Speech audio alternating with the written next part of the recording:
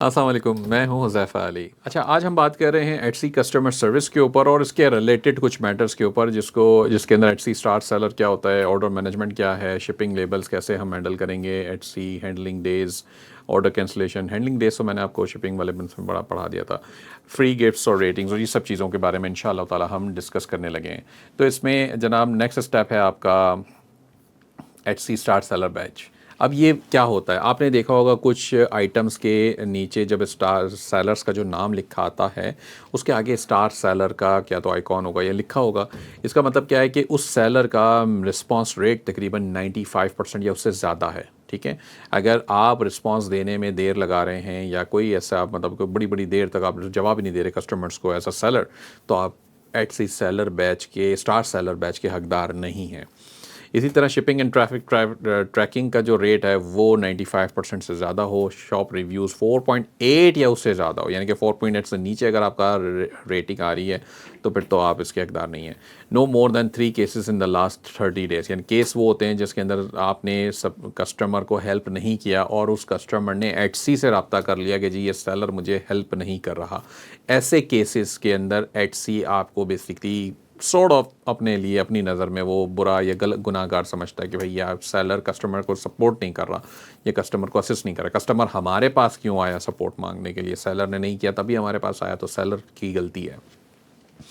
तो अगर आप इन सारी चीज़ों के ऊपर अगर अपना मतलब मामला सीधा कर लें तो आप स्टार सेलर के हकदार हैं और ये नॉर्मली एवरी मंथ चेंज हो रहा होता है।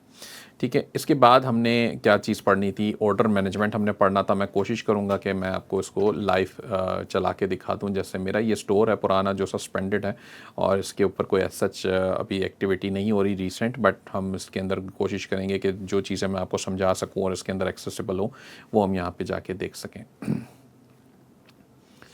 अम, इसके अंदर हमने देखना है कि ऑर्डर्स हमारे कंप्लीटेड ऑर्डर्स जो हैं वो हमने जाके देखने, क्योंकि मेरे पास अभी ये सस्पेंडेड है, इसमें नए ऑर्डर्स कोई नहीं है।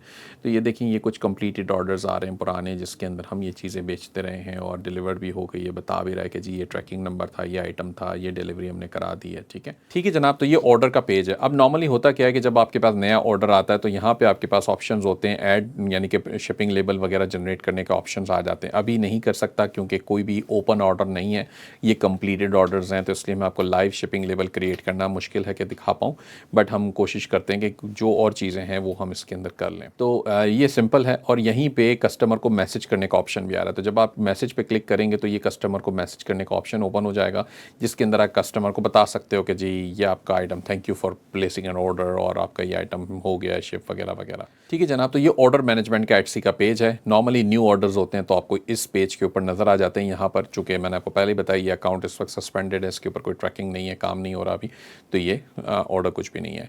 इसके अलावा नेक्स्ट स्क्रीन के ऊपर हम चले जाते हैं वापस और हम यहाँ पर ये देखते हैं कि लेबल बनता कैसे है। ये तो मैंने आपको बता दिया जनाब के लेबल क्रिएशन का ये पेज है। जैसे ऑर्डर मैनेजमेंट में आप शिपिंग एंड उसमें जाएंगे, यहाँ पे देखिए ये आइकॉन बना हुआ आ रहा है। जब नया ऑर्डर होगा ना जिसके अंदर शिपिंग नहीं डली हुई, तो ये आइकॉन बना हुआ आएगा ट्रक का, शिपिंग वाली एक्सप्रेस का।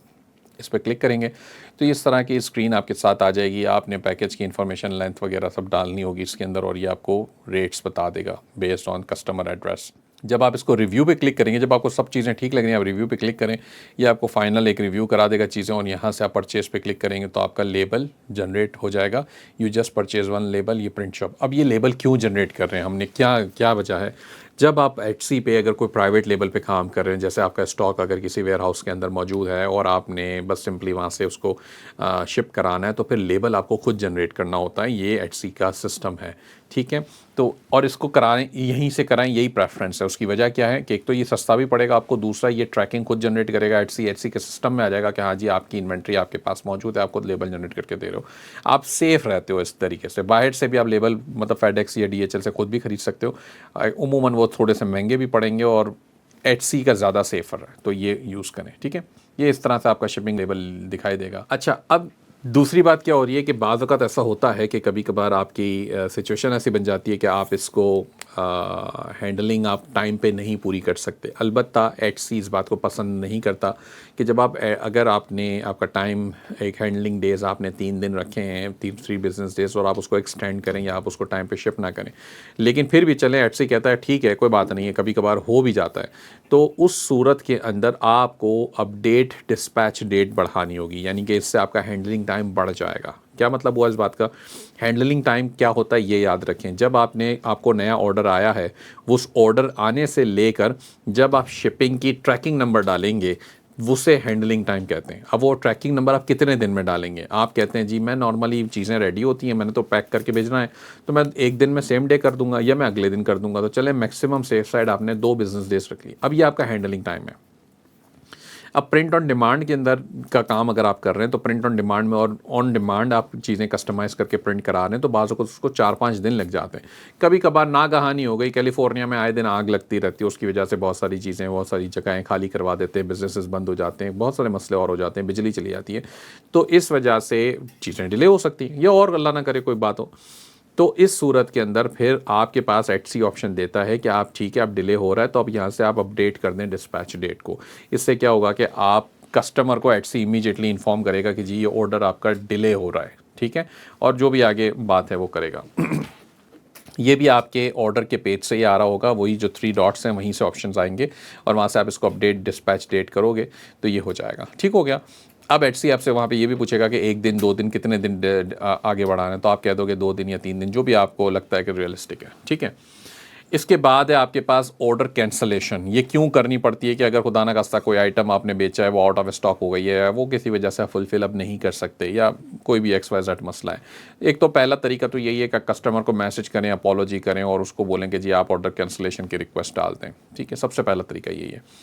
तो कस्टमर मान जाए तो इससे अच्छी कोई बात नहीं। कस्टमर की तरफ से कैंसलेशन आएगी, उसके अंदर सेलर जिम्मेवार नहीं होता नॉर्मली, इसलिए हम कस्टमर को कहते हैं कि भाई बनती में कि जी भाई मेहरबानी कर तू कैंसिल कर दे। लेकिन अगर कैंसिल फिर भी वो नहीं करता तो आपके पास कोई चॉइस नहीं है। फिर आपने करना ये कि आपने वही 3 डॉट्स प्लस प्रेस करने, और यहाँ पे देखें कैंसिल का ऑप्शन आ रहा है, कैंसिल पे क्लिक करें। एटसी आपसे रीज़न पूछेगा, रीज़न फॉर कैंसिलिंग। इसके अंदर फिर आपने buyer and shop owner agreed to cancel the transaction, तो ये करेंगे तो फिर ये आपके ऊपर डिफेक्ट नहीं आएगा। लेकिन कस्टमर को बताना ज़रूरी है, पहले से उसको कॉन्फिडेंस में लेना ज़रूरी है, ताकि वो परेशान ना हो। परेशान होगा तो ज़ाहिर सी बात है एटसी को रब्ता कर लेगा, बोलेगा ये मेरे साथ क्या हो रहा है। तो इसलिए वो कोशिश करें कि कस्टमर को एटसी के पास आपकी शिकायत लेके ना जाने दें। अगर कभी कभार छोटा मोटा नुकसान भुगतना पड़ता है तो बर्दाश्त कर लें, लेकिन कस्टमर को एटसी के पास ना जाने दें। ठीक हो गया। तो यहाँ तक आपका ये ऑर्डर मैनेजमेंट की बातें थी थोड़ी सी। इसके अंदर और क्या चीज़ें रह गई हैं, हमने वो क्विकली हम चेक कर लेते हैं।